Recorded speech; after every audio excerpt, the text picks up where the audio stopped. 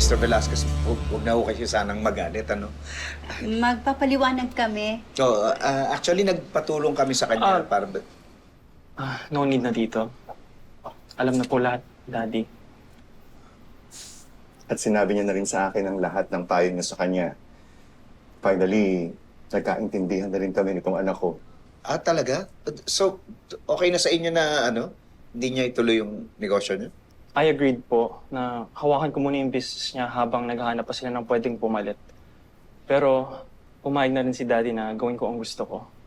At gusto ko maging teacher. Actually, yun naman talaga ang gusto ko. Nasa iyo mismo manggaling. I just want you to make your own decisions in life. Thanks, Dad. Oh, by the way, I bought you something. Shall we drink? No. Okay lang. Hindi mo Okay na lang, siguro. Ano na lang. Kape na. Kape na. Kape. Kape, matapang.